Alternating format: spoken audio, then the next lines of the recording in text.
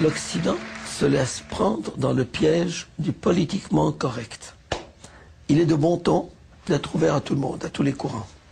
Et alors, avec ça, on avale des couleuvres. Dans des cantines publiques, laïques et républicaines, on a supprimé le porc à la demande d'un certain nombre de groupements politico-religieux. Les cantines scolaires sont devenues un enjeu. Les pétitions de parents d'élèves souhaitant l'instauration de menus spéciaux se multiplient. À tel point qu'à la rentrée prochaine, c'est la ville de Lyon qui va instaurer des repas sans viande. Des parents musulmans ont fait pression pour instaurer des menus spécifiques sans viande jugée impure. Bref, le principe de laïcité à l'école est malmené. À la dame socialiste qui est près de vous, qu'elle vienne habiter dans mon quartier, à Montpellier, qu'il y ait beaucoup d'immigrés derrière. Je suis près d'une école maternelle et du primaire. Moi, comme les autres, on se fait insulter par des enfants qui sont primaires, de salles françaises, de putes de françaises. Françaises, on t'écrasera. On nous crache dans la figure dans la rue quelquefois. Mais qu'on arrête, quoi, de donner... À chaque fois, il y a des élections, c'est ça. Moi, je suis d'accord avec le monsieur qui est passé avant moi. Parce que, bon, ce sont des gens quand même qui roulent en belle bagnole. La drogue, c'est tous les semaines qu'on en ramasse dans ce quartier. Bon, enfin, bref. Et moi, on m'a brûlé ma voiture. Je gagne 1000 € par mois, madame. Et mon fils m'a donné 2 voitures d'occasion et on les a fracassées. Je ne dis rien à personne. Et en plus, dans mon bâtiment, il y a un couple de Marocains et il y a 2 avec la burqa qui viennent là, qui sont mariés avec des Européens. Et vous ne croyez pas que ça fait peur, ça? Et l'État est complice d'une véritable, il faut le dire, islamisation de notre pays. Les lois d'Allah passent devant les lois de la République. On vient en Grande-Bretagne à ce documentaire de la BBC qui secoue le pays tout entier. Des milliers d'enfants d'écoles confessionnelles apprennent comment appliquer les châtiments corporels contenus dans la charia. Un voleur aura la main coupée pour un premier crime et le pied tranché pour un deuxième crime. Les enfants apprennent aussi comment tuer les morts. En Allemagne, le maire d'une ville près de Hambourg a installé 3 haut-parleurs sur le minaret de la mosquée pour l'appel à la prière. Ici, on est en Allemagne. Il faut s'intégrer dans la culture, les traditions allemandes et l'appel du muezzin n'en fait pas partie. Alors, écoutez, je ne sais pas si vous qui vivez en France, vous allez dans les mêmes endroits que ceux que nous percevons, mais il me semble qu'il y a des rues entières à Paris qui sont fermées en plein jour. On ne peut plus passer parce qu'il y a la prière générale. Il me semble quand même qu'il y a un communautarisme exacerbé. Il me semble qu'il y a des lois parallèles qui sont instaurées un peu partout, que l'État finalement ne contrôle plus vraiment la zone qu'il devrait contrôler. En Grande-Bretagne, c'est encore bien pire. J'ai vu le quartier musulman d'Anvers, etc. Si vous me dites qu'il n'y a pas de problème avec le communautarisme en Europe, écoutez, moi je veux bien, mais c'est pas l'expérience que j'en ai.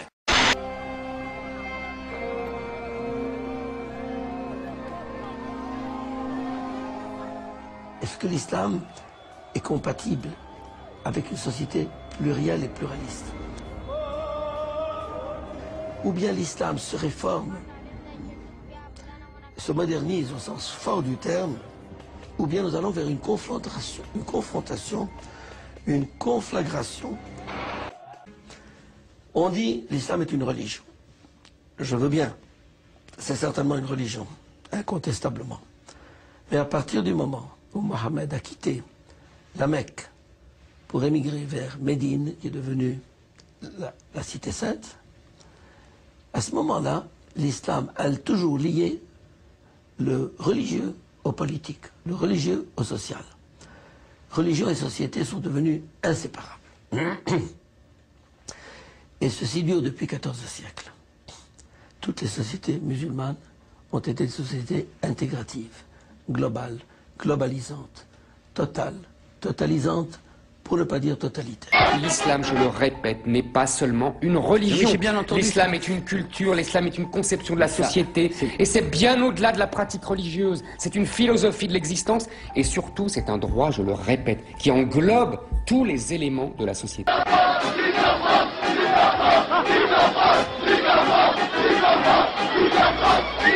La consternation à Villeneuve-Saint-Georges dans le Val-de-Marne. La nuit dernière, le drapeau français à l'effigie de la ville, suspendu à côté de la mairie, a été brûlé et remplacé par un drapeau algérien.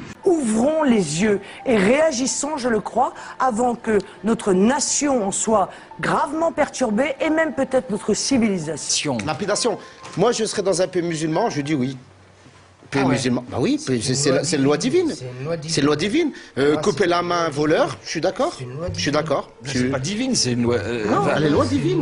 C'est une loi divine. Mais les lois, elles doivent être divines ou elles doivent être contrôlées par les hommes? Attendez, moi je parle dans un pays musulman. Ouais, d'accord. Dans un pays Mais si la France devenait un pays musulman, par exemple, Roubaix, vous êtes en passe de devenir majoritaire. Si la France devenait majoritairement musulmane, la loi divine s'appliquerait? Moi, je serais un partisan, effectivement, de dire que si demain la France devient musulmane, bah, effectivement, c'est la charia qui devrait prendre le truc. Et alors... Juste un truc, là vous me faites peur. Ces valeurs que vous avez conquises de longues luttes, hein, êtes-vous prêt à les défendre? Elles sont dans nos chartes. Comment? Elles sont dans nos chartes. Elles sont dans vos chartes. Mais ces chartes peuvent changer. Ces chartes peuvent changer. Elles changeront lorsqu'une majorité sera musulmane et sera radicale. Car par le triple jeu de l'immigration, de la démographie et des conversions, dans 100 ans, l'Occident est musulman. Et vous vous réveillerez quand il sera trop tard. وعما قريب إن شاء الله ستفتح روما كما فتحت القسطنطينية ببشارة نبينا محمد صلى الله عليه وسلم. وإذا كانت اليوم هي عاصمة الكاثوليك أو الصليبية التي أعلنت عداءها للإسلام، تكون عاصمتهم نقطة متقدمة للفتوحات الإسلامية التي تنساح في أوروبا كلها، ثم تلتفت إلى الأمريكتين بل إلى أوروبا الشرقية. Quand tu votes, tu restes plus musulman parce que la démocratie ça n'a rien à voir avec l'islam. La démocratie c'est les peuples qui décident quelles lois qui vont être implémentées. Mais nous on dit les lois ils sont déjà créées par Allah.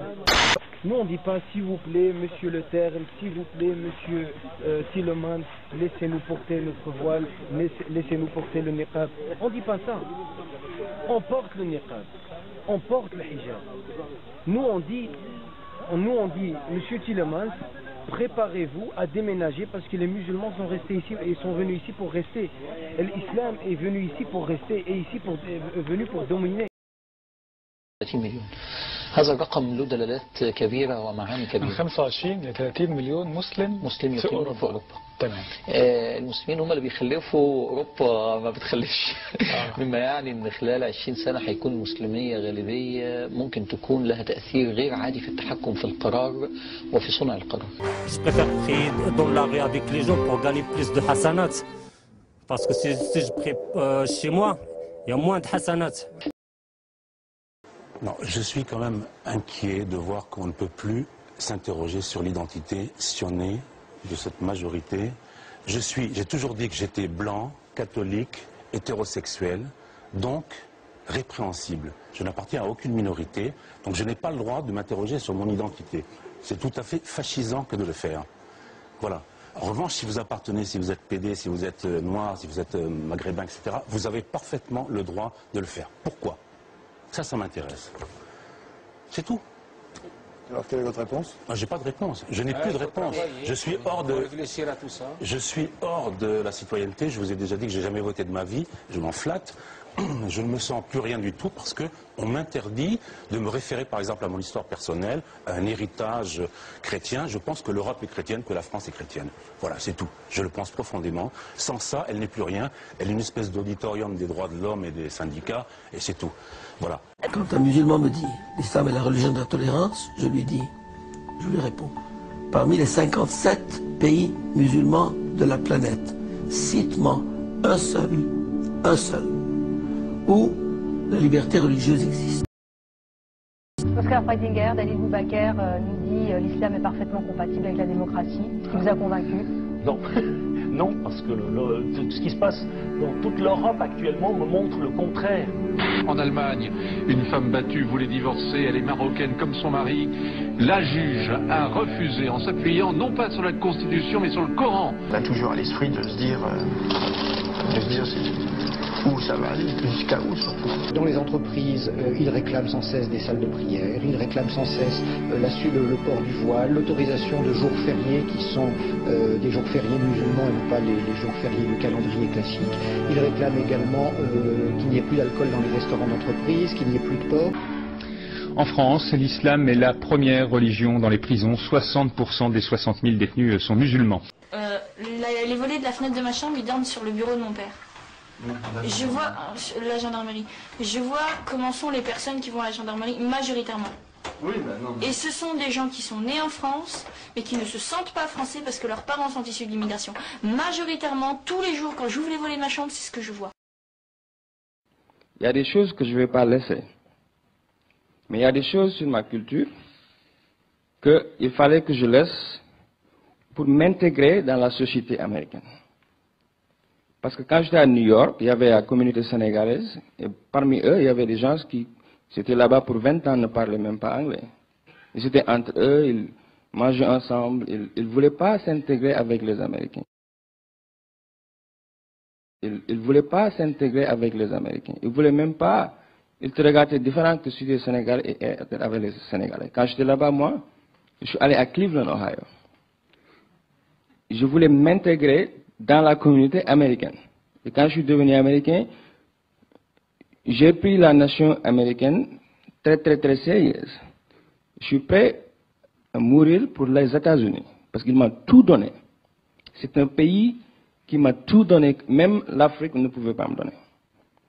Et ça, c'est ce que je dis aux jeunes ici. Il faut pas juste dire que le système ne marche pas, ils ne me reconnaissent pas, donc je ne fais pas partie, mais tu vis en France, but you hate French.